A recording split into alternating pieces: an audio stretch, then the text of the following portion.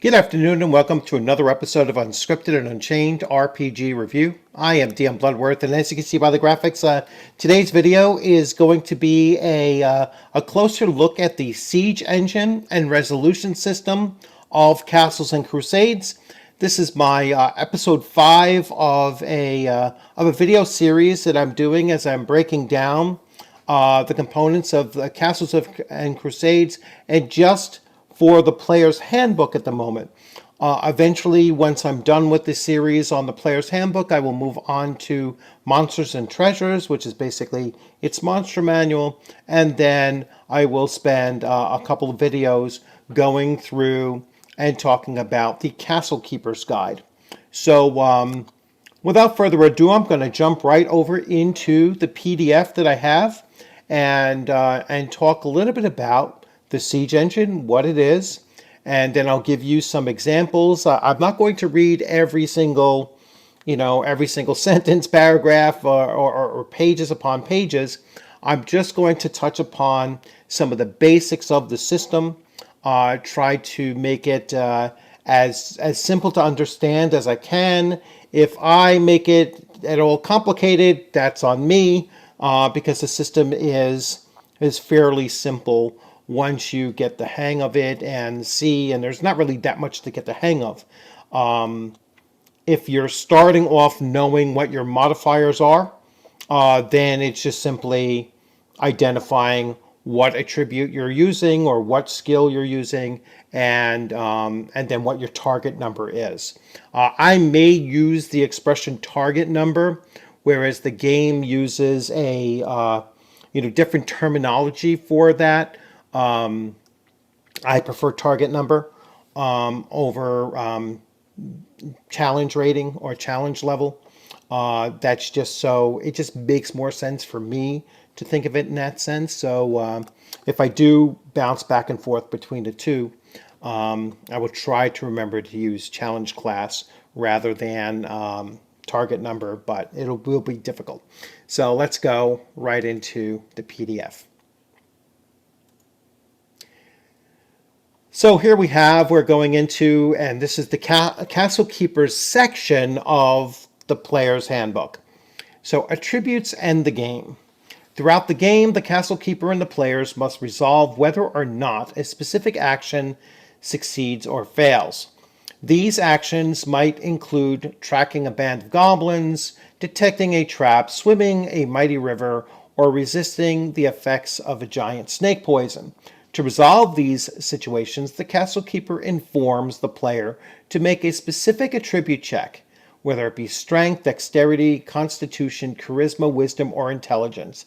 The player rolls a d20 and adds the character's level and the attribute modifier of the attribute designated by the Castle Keeper. If the total score equals or exceeds the challenge class, that number representing the difficulty of the conflict requiring the check, the character succeeds. If it fails to equal or exceed, the check fails. So it's very, very simple in its basic form. You will know which attribute you're rolling against, and where the siege engine comes in, which I'm about to get into, it's not the actual numerical value of your attribute that matters. It's whether or not that attribute is your primary attribute or a secondary attribute, and whether or not that attribute gives you a modifier. All right, so let me read this next section to you. The simple attribute check mechanic for resolving conflicts underlies the whole game and is called the siege engine. So this is not siege like a castle siege, even though they use that reference here, but they're using it as a reference because anytime you're making a roll, you are actually checking the difficulty as if there is a defender trying to prevent your roll from being successful. So all challenges are seen through that viewpoint, or all checks, I should say, is seen through that This is resistance to your roll. Determining if a check is necessary. It is important to note that only those activities which have a significant chance of failure, as determined by the castle keeper, should be resolved by a dice roll. Yeah, this is very, very important. If a player says, I am going to reach down and pick up a piece of paper from the floor, you're not going to have them make a strength check, all right, to see if they can do that. I don't care how low their attribute score is. This is something that cannot be reasonably failed at, and so you won't even bother doing the roll. However, if they are going to try to bend even a rusty bar in the window, that is going to require a check because there is a significant chance that they might not be successful. Let's go to the top of the page here to determine the attribute needed. So this is the second decision that the castle keeper must make, is now that I know that the player is attempting to do something with his or her character, he is going to pick up this heavy box, on the floor. Okay, now I know that it's something that's going to require an attribute check. Now I have to determine which attribute it's going to be used against. So many things are going to be self-explanatory. All right, if I'm trying to lift something heavy or bend a bar, that is going to be a strength check.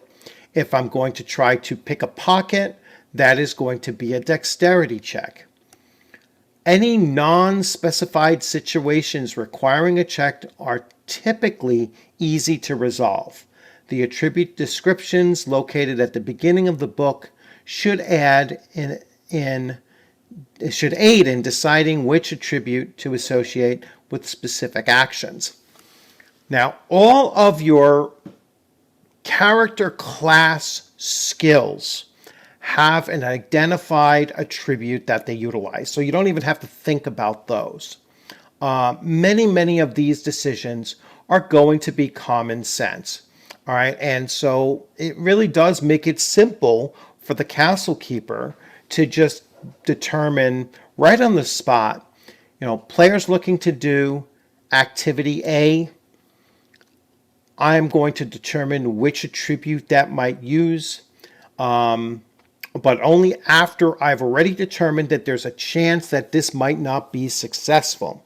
All right, determining the challenge class. Once the associated attribute is chosen, the castle keeper must calculate the character's chance of success. The chance of success is determined by a number called the challenge class. The challenge class mirrors armor class in that to succeed, the attribute check must be greater than or equal to the challenge class. So let's keep it in that frame of reference, right? So armor class. If I have a creature that has an armor class of 15, then my challenge class to hit that character or that creature is a 15. I need to roll on a d20 a 15 or better, all right, in order to hit it. So that's basically all it is. It's a target number. I know they're using challenge class here. I like to use target number. What do I need to roll in order to be successful? Determining, read that already. Challenge base. So the first step in calculating challenge class is to determine the challenge base. Now, here you're going to start thinking, wow, there's a lot of things to think about here. It's going to come faster to you once you see how simple they actually are. When you create your character is going to have one attribute that is their primary attribute based on their class. They will then be able to select between one and a second additional attribute to make primary. So a human character will have 3 primaries, one that's based on their class and the other 2 they choose. A demi-human, because they have additional abilities, racial traits, they only get to choose 1 additional attribute to make primary. Once you've decided that an attribute is your primary attribute, that attribute's challenge becomes a 12 rather than an 18. So all primary attribute skills or activities that you're attempting to do, you need to roll a 12 or better in order to do them.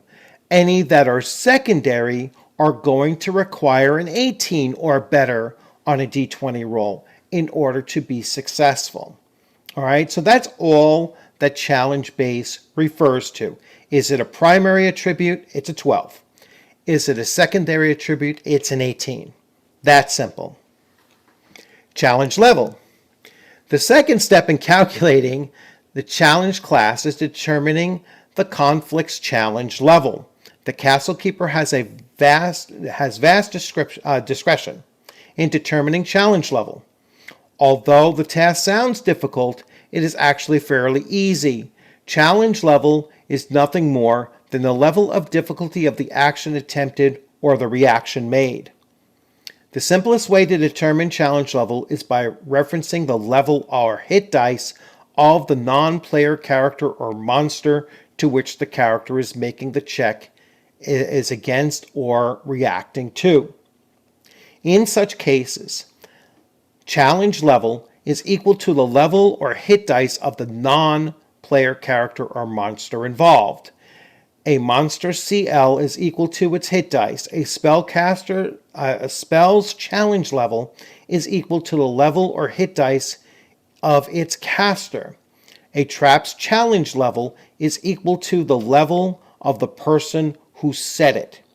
For instance, if an 8 hit die creature uses paralyzing gaze ability on a character, the challenge level would be an 8.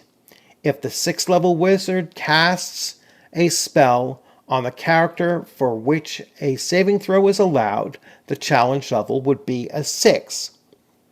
All right. If the rogue attempts to deactivate a trap set by a 4th level rogue, the challenge level would be a 4. So let's take the rogue for example. So my rogue is a 1st level rogue. He is trying to pick the lock on or disarm a trap that was set by a 4th level rogue. So when I make my roll, I am going to have a +1 for my level. All right. Let's say I don't have any bonuses for my dexterity, but I have a +1 for my level. My challenge, because it's a dexterity roll, is going to be based on a 12. That's my target number, minus the 1 from my level. My target number is now an 11. But the rogue that set this trap is going to add a 4 challenge to that. So now it's no longer an 11 I need to roll. I need to roll, or my target number will become a 13. That is taking all of my character's modifiers and putting it up against the modifiers of the thief that set the, or rogue I should say, that set the trap for me. All right. Again, I prefer to use target number when trying to understand how this goes. I think it makes it easier for people to understand when you say, this is what you're trying to roll. I know they do that here, but they're using challenge level, challenge base, challenge, and so on and so forth. I think that having that repetitive use of the word challenge can make it more confusing than it needs to be. So one very, very slight criticism for just the terminology being used here. All right. Well, there goes my, wow. Okay. My mouse just went and scrolled out of control. So let's get back to where we were. Okay, let's see if this puts me where I need to be. Wow, that really screwed me up. Let's try to do 162. Let's see, I don't know where exactly we left off. Wow, that was bizarre. Unscripted and Unchained. So here we go.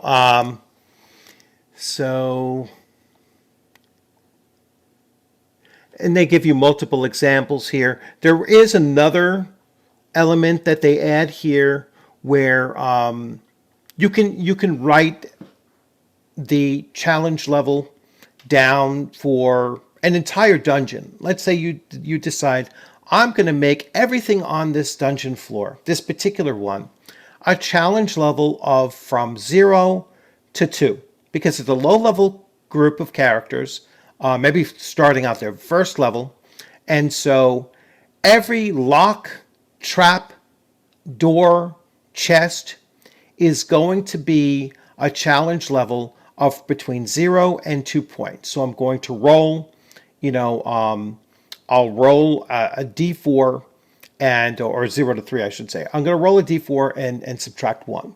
All right, so a d4 minus 1. And so now everything in that dungeon is either going to be a 0 for, let's say, I'm going to determine that all regular doors are a 0. All reinforced doors are going to be a challenge level of 1, which means if I'm trying to break that door down, I'll have to make a strength check with a -1 to my chance. All small chests are going to be a -2 or a challenge level of 2. All heavier chests, possibly containing more treasure, are going to be a challenge level 3.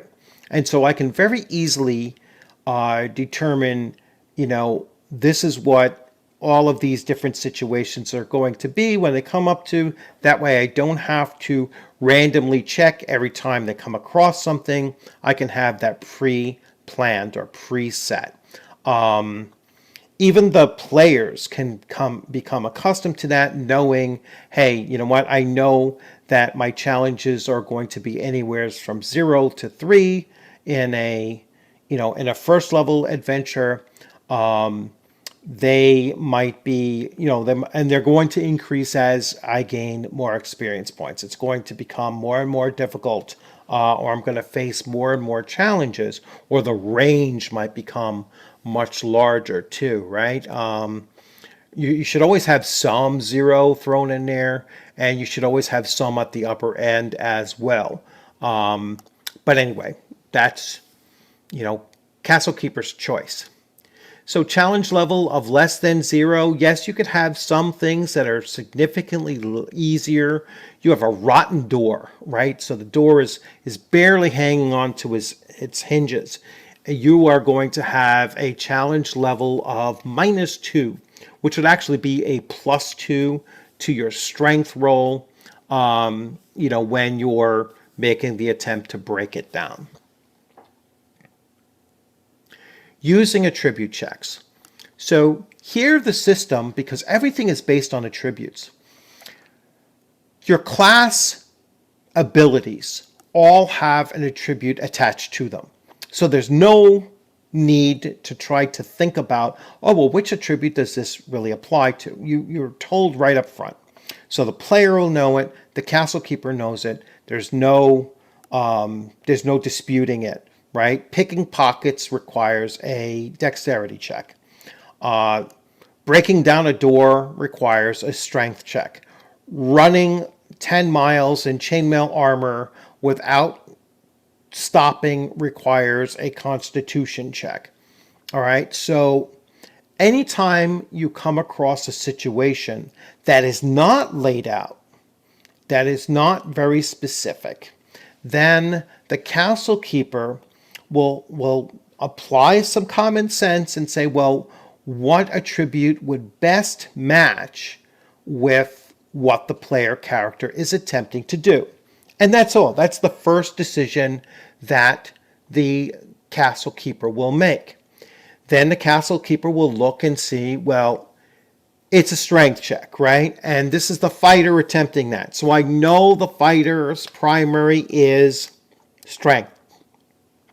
So his target number is going to be a 12. I know the fighter has a 17 strength.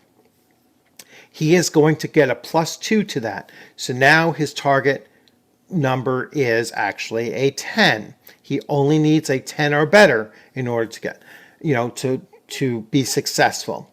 Now I know that the door is a challenge level of 2, which means it brings the fighter's chance of busting down this door back up to his 12. He rolls a d20. He rolls a 14. He was successful. If he rolls an 11, he failed. All right, it works that simply. So, and what they do here is really good. For each attribute, they explain what the attribute is.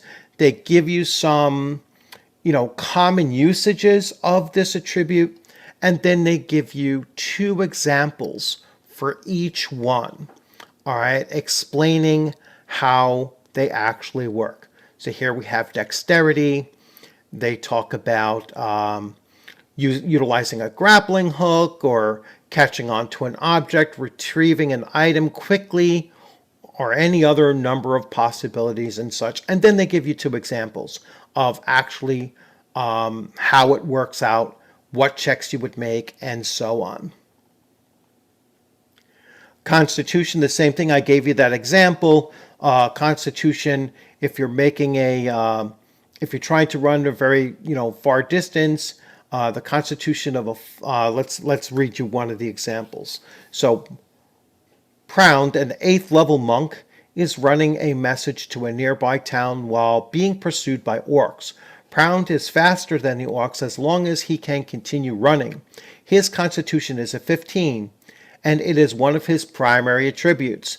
The player wishes to push his monk beyond the normal limits to get the message to the town faster. The player decides that the monk will forego rest during the run. The castle keeper might require a constitution check to determine if the monk is successful. All right, so he has a 15 constitution. That's not going to give him a bonus, but it is his primary, so he only needs to roll a 12 or better on a d20 in order to be successful, in order to run that distance without staggering or without having to stop. They give you a second example. A fighter in a deadly battle suffers a heavy blow to his arm from a giant's club. The castle keeper decides that the force of the blow is so powerful, the fighter must make a successful constitution check or suffer a broken arm. All right, and again, the fighter is going to roll against his constitution. His constitution is one of his primaries. So now he only needs a 12. Let's say he has a constitution of a 17. He has a +2 to his roll. All right, so now he doesn't need to roll a 12 or better. He only needs to roll a 10 or better to avoid his arm being broken. Intelligence is the first one where they give you a bit of a warning here. All right, because anytime you're having a player roll against the intelligence or the wisdom of a character, you run the risk of solving puzzles for the player character when really you want the player to role play through these things. And I'll read the very specific passage about it. Caution should be used, however, lest the roll of the dice be used to solve all players' problems. Part of the fun of the game is the sense of accomplishment gained when role-playing, reasoning, and solving problems or recalling information, getting the answers from rolling dice leaves that accomplishment empty. I would say it's the same thing when it comes to charisma and having interactions with NPCs. If you roll for a positive interaction every time, then it takes away your need to actually role play that interaction out, and let the castle keeper make the decision. They might even say you don't even need to make this roll. It's such a reasonable request that the bartender is going to give you the information that you're asking for. But let's see. So they warn you about the intelligence. They give you 2 examples of utilizing intelligence. Wisdom. All right. So wisdom, where a character and not a player has had an experience that could impact present circumstances, a wisdom attribute check is often involved. Again, this is very important. They come straight out and tell you it's not the player making these rolls and checking these. These are the characters making these checks. All right, it's very, very important to, as a castle keeper or a GM in another game or a dungeon master in Dungeons and Dragons, it is very, very important for you to separate player knowledge and experience from character knowledge and experience. All right. It's one of the most important things that I've done in my long-lasting campaign is to create that sense of separation. I've had arguments with my players over this and saying, well, your character wouldn't really know that. And I really think about my my players' characters. And, I really do think about what their knowledge base would be based on their class, based on their experience, and based on what they have encountered in the past. So, very important for you to keep this in mind. And they even warn you here right from the get-go, there is that separation. You need to create that separation. You will not have the immersion that you're looking for in a role-playing game unless you separate player knowledge and character knowledge and get them to understand the importance of that. Charisma, feats of will between 2 creatures along the situations involving leadership, reaction, loyalty, and negotiation are areas governed by charisma. As with intelligence checks, players should be given the opportunity to succeed through roleplay before checks are required. As I mentioned already, if you're asking a bartender to refill up your glass, that's not a negotiation. That needs to be checked. The bartender is going to be willing to do it. If you are almost blind drunk, then maybe the bartender might actually refuse to give you service. And that's where the challenge will come from. I would, of course, apply the fact that you are drunk and probably not very capable of negotiating and winning that test of wills between 2. So, between the 2. And they give you examples again. Adding character levels to checks. Once again, very simple system. For every level you are, you add a point to your target. To your check. If I only need a 12, but I'm level 1, I only need an 11. If I'm level 5, I only need a 7. Almost blew my math out of my head. I only need to roll a 7. All right. And it's a very, very simple thing. Again, I don't want you to think about this as, oh my gosh, there are so many different numbers and different modifiers and everything. You can write these things down ahead of time. All right, you're eventually going to memorize them. They'll become just simple memory to you. You know, if I'm doing a strength check, I have a strength bonus of +2. I'm level 1. I'm gonna roll a +3, you know, with my d20 roll, and I still only need to roll a 12 in order to be successful. It's that simple. I'm competing now against a level 2 character. No matter what I roll, I am then going to subtract 2 because of that opponent's hit dice.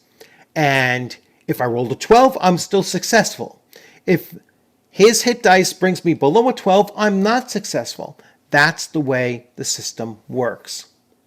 So adding character levels is just adding the bonus to your roll. Saving throws. So I'm hoping they have the chart over here. Here we go. So saving throws work very much the same way. And your saving throw, instead of it being level based, it is attribute based, right? And then there are categories for your saving throws. So strength, paralysis, and constriction. Paralysis and constriction, you are going to use your strength in order to be successfully saving that. You're going to apply your attribute modifier. You're going to apply your level. So if I'm potentially paralyzed and strength is my primary, I need to roll a 12. If I'm level 1, I need to roll an 11, or I'm going to add +1, however you want to talk about it. If I have a strength of 17, I'm going to add +2 to that. So overall, I have a +3. I either roll a d20 and add 3, and hopefully I get a 12 or more. Or if you want to think about it, I only need to roll a 9 or better because of my pluses. I prefer to think of it as target number. So always keep that as the number I need to roll rather than focusing on, well, rolling lower because I have those plus modifiers. I'd rather just say my target is always the 12 plus my bonuses, and that's it. Breath weapons, let me go through these. So intelligence is arcane magic and illusions. Wisdom is divine magic, confusion, gaze attacks, polymorph, and petrification. Dexterity saving throws are for breath weapons and traps. Constitution is for disease, energy drains, and poison. Charisma is for death attacks, charm attacks, and fear attacks, and variable spells. Certain spells will have an attribute assigned to them. That is both the attribute that it requires for you to utilize for casting it, or it's the spell will say which attribute you use to save against it. And they go through and they explain each and every one of them. So fear is charisma. Spells, variable, traps are all dexterity. Very, very simple. And then we are going to move for the next time into combat. All right, so let me switch back here and come back here. So there you have the siege engine. The siege engine is simply a system utilizing the attribute scores. You're going to choose between 2 or 3 attributes that are going to be your primaries. One of them is always based on the class of the character you're playing, and then the 1 to 2 others are going to be your choice. Once you know those, you know that your primaries are set at a base score or a challenge base of a 20. Everything else in the game is going to be an 18 for you. So every other attribute is an 18 as your challenge base. And then you're going to modify with attribute scores. When we get into the combat section, you're going to see where armor class comes into play. And armor class is just a target number. If I'm trying to hit somebody with an armor class of a 15, I need to roll a 15. All right, it's really that simple. I'm going to add to my roll a +1 for my level if I'm first level. I'm going to add a +2 if I have a 17 strength, so a total of +3. So I still need to hit that target number of a 15, and I'm rolling a d20 and doing +3. All right, if I hit a 15 or higher, I hit. If I'm below a 15, even with the +3, I missed. So that's simple. But I will get into more detail in the next video, breaking down combat and talking about the actual hitting, combat sequence, how to deal with melee weapons, how to deal with ranged weapons, magic in combat, and then damage and healing and so on. So thanks for joining in. I know this was kind of long, and if you need me to explain anything in more detail, I could certainly do that in the comments section. If there's anything that I misspoke about, feel free to point that out as well. Although I think I'm fairly good with it. Again, I prefer to use target number as a way of explaining it. I think that's a little bit easier to make it understandable, is to say this is your target number, this is what you need to reach. But that just might be because I'm so used to hearing that in other games that use that term rather than this one. But again, it's a super smooth system once you get the terminology down. And like I said, if you write down as a player, if you write down some of the common tasks that your character is going to attempt, and then just write down what their modifiers would be for that, you'll be well ahead of the game. And then just actually write down, if I'm trying to pick a pocket, this is my standard target number. That will only be modified by the hit dice of the target you're trying to pick the pocket for. It will become second nature to you in determining that. As a castle keeper, same thing. You're going to know what the characters are at your table. You're going to see how they're acting. You're going to see the things that they commonly do. And it is going to become easier and easier for you to make those determinations. What is the challenge level of this? Do they even need to roll if they're doing this action? The less rolling you force them to do is oftentimes better, but you don't want to have an overabundance of non-checking. Just like you don't want to have an overabundance of super high challenges that they're always facing.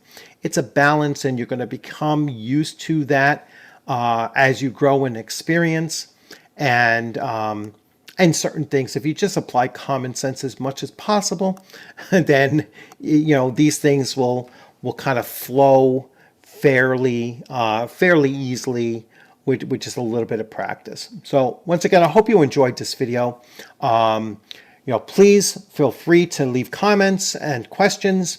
Also, this will be part of a playlist, so go back and watch the other episodes of this playlist. Feel free to comment in any of those. If you are currently running Castles and Crusades, and you have some tips for me as someone who's getting ready to start my very first campaign of Castles and Crusades, I certainly welcome any advice that you have. Just put that in the comments section. And finally, as always, I look forward to seeing you on the gaming screen sometime soon. My group for Castles and Crusades, it looks like it's anywhere between 8 and 10 players right now. So I don't know how I'm going to break that up and whether I run 2 different parties. I'm trying to avoid have all 10 in one party. So I might mix it and match it up and do something along those lines. If I get a lot more players, then I'm certainly going to break it up, and then I'll have to start looking at my schedule to see how I can schedule multiple sections or multiple play sessions throughout the week for different groups. So again, that's why I love this channel, for bringing out these these different games out to you, and when players come on and they say, commenters in the comment section say, hey, if you have any room in this group, let me know, and then I exchange information with that individual, and and I bring them on in, and hopefully we'll find a game that he or she is looking to participate in. I'm currently running AD&D First Edition. I'm looking to start up Castles and Crusades, and then we'll see what one shots and such I look to do over the next couple weeks or so. I have a Call of Cthulhu. I just picked up the second edition Call of Cthulhu, the 2-inch box, so I have tons of materials for that. And I might look to run like a one-shot of that. Most Call of Cthulhu, in my mind, is typically a one-shot because the characters don't survive that long. But anyway, thanks for joining, and be on the lookout for a video coming up sometime either later on this evening or tomorrow as I try to catch up on RPG a day as well. So I have a full week's worth of those to get out of the way, and possibly the combat. I will probably wait to do combat Tuesday morning, and I'll do the video for that on Tuesday morning, and then I have my AD&D First Edition game Tuesday evening. So just Tuesday morning, and then that'll be it for that day. And then I'll see. I have someone asking me to do a demonstration of the Avalon Hill Luftwaffe board game, and do that. I've cleared off my table getting ready to do that, and maybe by Wednesday I'll have that up as well. So again, thanks for joining. Enjoy the rest of your weekend. Stay safe out there, and as always, just keep on gaming. All right, take care.